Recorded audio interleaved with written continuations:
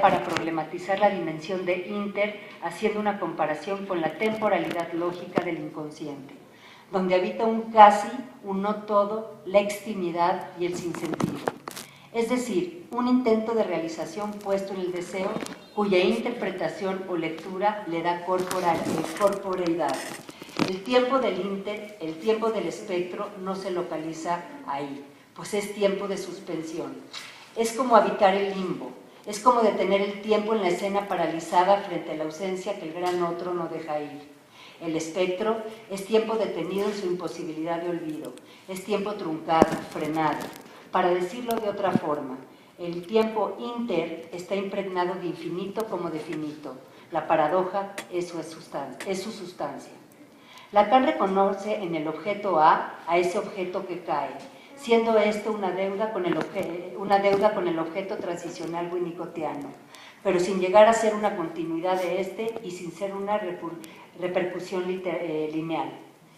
Es por el contrario, este objeto vacío es donde Lacan anuda lo que viene trabajando en la parcialidad del objeto y la imposibilidad de localizar al objeto como satisfactor de necesidades, donando a la teoría psicoanalítica la disparidad, la no complementariedad y la simetría en la relación. En otras palabras, la gran aportación winnicottiana del espacio transicional con la clave de las hadas arroja luz sobre ese espacio tan complicado del cual Lacan atinadamente sacó provecho y nosotros nos permitimos ensayar la hipótesis del espectro. El espectro habita ese mundo de las hadas, de los duendes y de los gnomos. Pero a diferencia de ellos, el niño en esta posición sí posee un cuerpo y vive atorado en el duelo.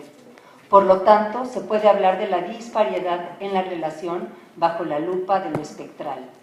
Porque ese sujeto al que escuchamos, si bien es niño, también ocupa un lugar peculiar en la dinámica familiar, incluso como sostén. Pero esas relaciones no evocan otra cosa que la simetría temporal que Lacan menciona, donde toma a la transferencia como eje principal.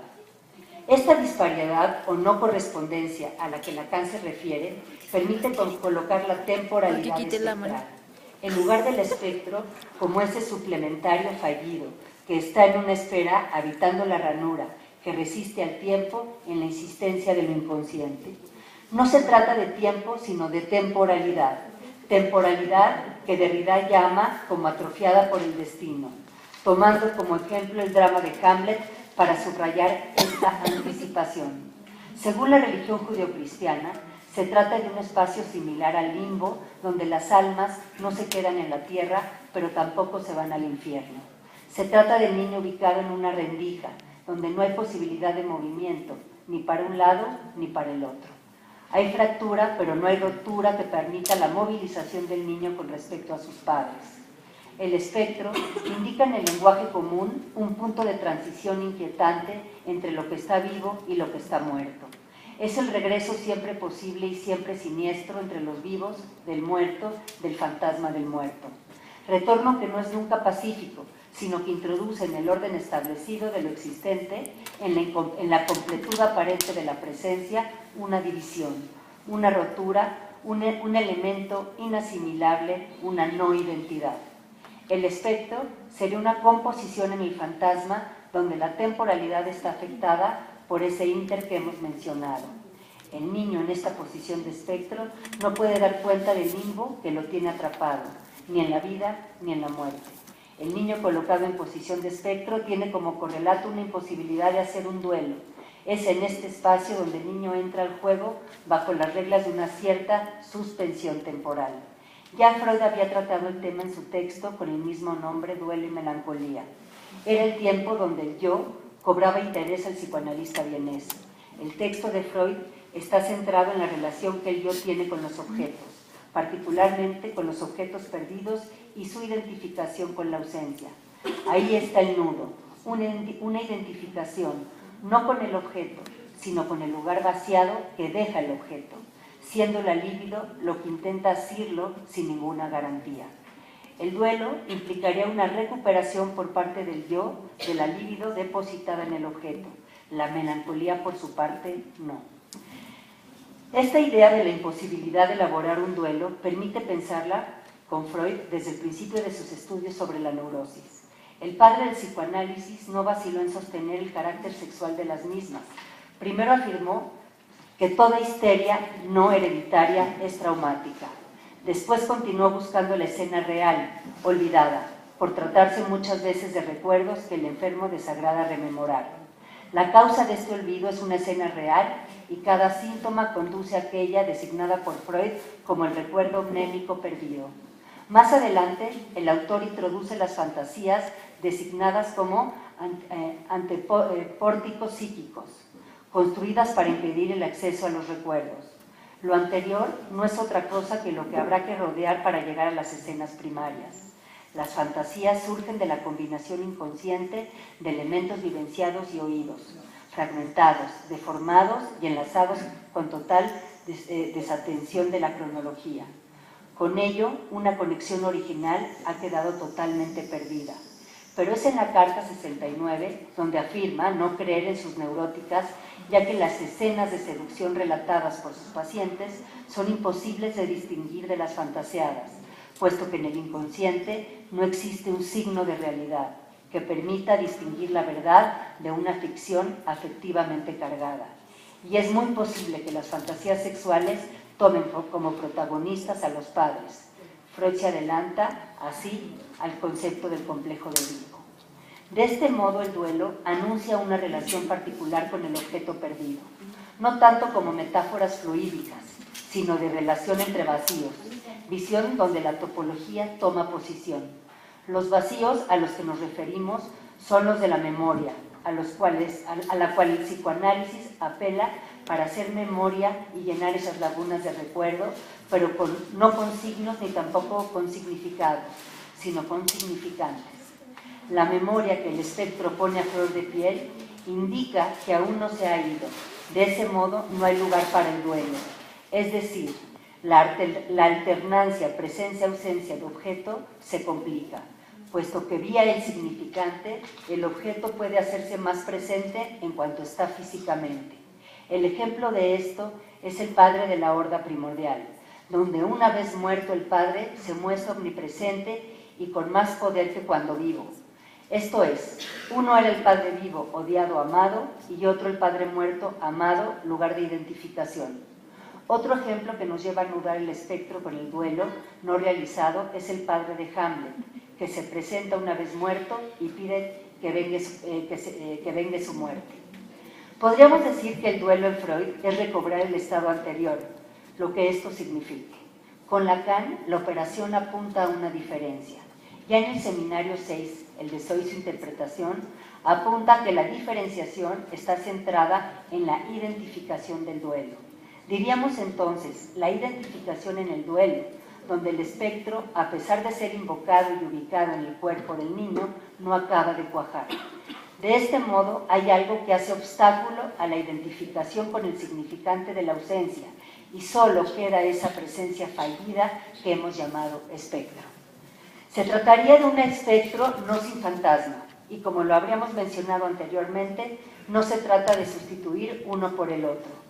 Ya Lacan había ubicado el fantasma como soporte del deseo, y es a partir de ese fantasma donde se agarrará el niño en posición de espectro para mantenerse a flote frente a la demanda del gran otro y al mismo tiempo ocupar un lugar predestinado al fracaso por ser pocas las posibilidades de hacer algo con ese goce parásito. El espectro retorna todo el tiempo, pues nunca se acaba de ir. El yo identificado con esa ausencia tampoco se acaba de identificar. Para decirlo con más claridad, no se trata de un encuentro fallido, sino de una presencia fallida. Sin embargo, Freud sí estima un encuentro logrado, pero quien subraya la diferencia y eleva el rango de imposibilidad es Lacan. Todo intento a cerrar un texto de manera circular se presenta fallido. Son más bien bucles que retornan sobre sí mismos con diferencia sin coincidir. Esta presentación no es de exclusión, ni es de excepción. El final remite un punto de partida para nuevas preguntas que atañen a la clínica psicoanalítica, de tal modo que el lugar del analista implica un constante siendo, bajo la condición de que haya siempre demanda de análisis y analizantes que le soporten. Muestra de ello son los casos más famosos de Freud, que Lacan ha orientado su planteamiento a diferentes modos en los que cada uno resuelve la relación con la castración y el posicionamiento subjetivo con el gran otro. En este caso, el niño como espectro es la herencia de esta reflexión, siendo este posicionamiento el lazo que anuncia y anuda la estructura. Para finalizar, podemos plantearnos una serie de interrogantes que, partiendo de la propuesta de Freud y continuando con la lectura de Lacan, nos abren una gama de posibilidades para pensar las consecuencias clínicas del acto analítico en su operación con los tres registros. ¿De qué modo Joyce logra ubicarse frente al lenguaje y a la demanda del gran otro, que siendo psicótico no rompe el lazo que anuda los tres registros? Una posible respuesta le ofrece Lacan al final del seminario que lleva su nombre, Joyce. Dicho sostén lo ubica en el controvertido ego. La pregunta va en el sentido de resaltar qué es lo que sucede en la estructura, más allá de las descripciones. ¿Es posible saberlo? Para caminar un poco más allá en este interrogante, podemos insistir en lo que en el comienzo de la presentación se trabajó. El niño ocupa suplementaria y de forma fallida el lugar de otro niño. El niño que llamamos espectral suple la falta, la pura ausencia de otro niño vivo o muerto. Este niño es deseo de otro niño como prolongación. De lo que estamos hablando es de la suplencia de la falta. Es con esta idea donde la topología lacaniana tiene argumentos interesantes para pensar. El nudo Borromeo escribe la estructura porque presenta la forma de articulación de lo real, lo simbólico y lo imaginario.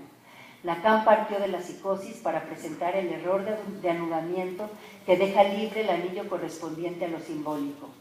Cada nudo es diferente de tal suerte que hay tantos tipos como sujetos. De ahí la pulcritud de los anudamientos que aparecen en los seminarios del psicoanalista francés. Esto quiere decir que existen posibilidades de error en los nudos de los tres registros, pero también formas de corregirlos.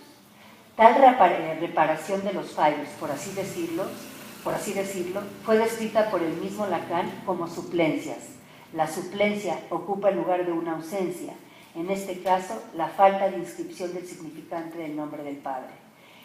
¿A qué reparación nos referimos? Es preciso mencionar que el término ruptura no tiene un antónimo preciso. Podría ser recomposición, reparación, reorganización, pero para Melanie Klein, por ejemplo, este aspecto no resulta ser obstáculo, ya que trabaja en un continuo neurosis-psicosis que caracteriza su teoría, una concepción lineal del tiempo-realidad. La ausencia de la precup le permitió apoyarse en el binomio regresión-progresión, provocando un ir y venir entre el brote y la recuperación. Sin embargo, Lacan intuye una estructura diferente, misma que está constituida como lo está en el lenguaje, con oposiciones significantes. En este tenor recurre a los nudos. Fue en la década de los 70 donde introduce el vocablo desanudamiento para explicar mejor la psicosis. Con esto admite una oposición dialéctica y funcional, reanudamiento, significante que se enlaza con el de la suplencia, reaparición de los fallos en la articulación de los tres registros. De este modo, y siguiendo la lógica de sus indicaciones, Lacan habla del santón, con el que repara la falla, que no es lo mismo que la falta. El lapsus habido en el anudamiento del RSI, en el punto mismo donde se produjo el error. El santón es lo que permite vivir al proporcionar una organización singular del goce. Para explicarlo mejor, el síntoma de ser un mensaje a descifrar pasa a ser considerado huella de una particular modalidad de goce del sujeto. Cambio que culmina en la introducción del santón, cuarto nudo que restaura parcialmente el carácter borromeico de la cadena. Entonces, el espectro, como una especie de santón, tiene una función de suplencia, ocupa el sitio de la falta y otorga la posibilidad de vivir, aunque sea como muerto o vivo discapacitado.